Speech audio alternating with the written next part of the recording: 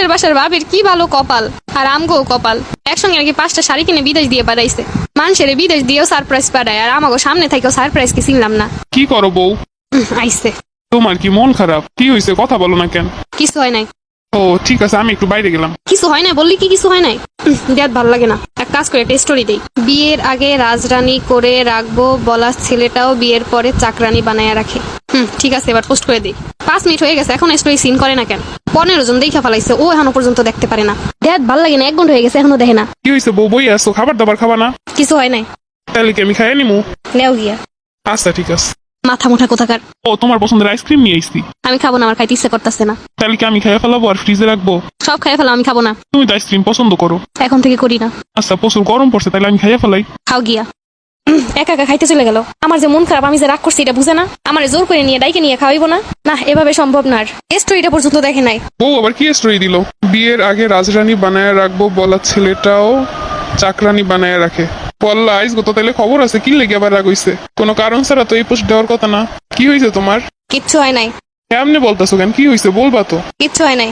দেখলাম স্টোরি দিছো। আমার ফোন, আমার আইডিয়া, আমি স্টোরি দিছি, কোনো সমস্যা আছে? না নাই, কিন্তু কি হয়েছে বলবা তো। বিকালটা থেকে দেখতাছো আমি চুপ করে আছি, এখন বলতেছো কি হয়েছে বলবা তো। আমি তো জিগাইছি বারবার, কিন্তু তুমি তো বলছো কিছু হয় নাই। তাহলে এখন কেন জিগাইতেছো? স্টোরি দিছো এর লেগা।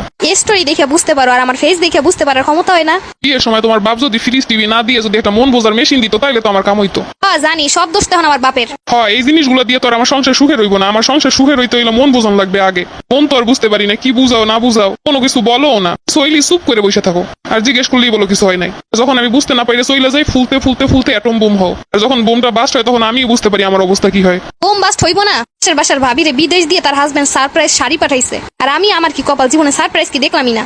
পাশের বাসার ভাবিরে বিদেশ দিয়ে শাড়ি পাঠাইছে কয় বছর পর, এইটাই তো দেখবা। তুমি যে বাজারে গেলি তোমার পছন্দের খাওয়ানগুলো নিয়ে আইসক্রিম নিয়ে, তা তো আর চোখে দেখো না। ভালো তো লাগবে বিদেশি স্বামীরা কয় বছর পর পর এইটা সেটা পারে, ওইগুলোই তো ভালো লাগবো।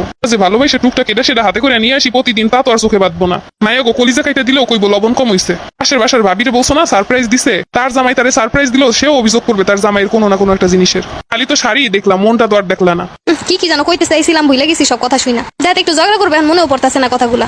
কি জানো মনে পড়ছে। তুমি কি কোনোদিন আমার দূরে ঘুরতে নিয়ে গেছো? ঘুরতে নিয়ে যাওয়ার সময়টা তো পাওয়া লাগবো। হ্যাঁ, তোমারই খালি সময় হয় না। সময় হইলেও টাকা নাই। হ্যাঁ, এইটাই আসল কথা। আমার বেলায় যত টাকা নাই। নিচতলার ভাবিরে ঘুরতে নিয়ে গেছিল কক্সবাজার। ইস্তালার ভাবি যে সরকারি চাকরি করে, এইটা জানো না?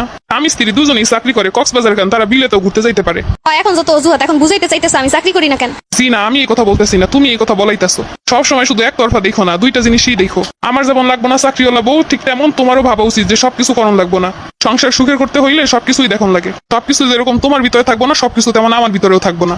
এর আগে তো কত কি কইছিলা। তুমিও তো বিয়ের আগে কত কি কইছিলা, গাছতলায় থাকবো, না খাইতে দিলেও সমস্যা নাই। ওইগুলো তো কথার কথা। হ্যাঁ, সবকিছু বুঝতে হইব, মুখে বলা গেলেও সবকিছু করণ যায় না। আসলে বাস্তবতা একটু অন্যরকম। ঠিকই তো, আমি তো একতরফাই চিন্তা করতেছিলাম। তো কখনো খোটা দেয় না যে অমুক চাকরি করে, অমুকের বউ চাকরি করে। হুদাই সবসময় রাগ করে বসে থাই। খালি খালি 2 বেলার খাওয়ান না খাই পেটের ভিতরে ব্যথা করতেছে।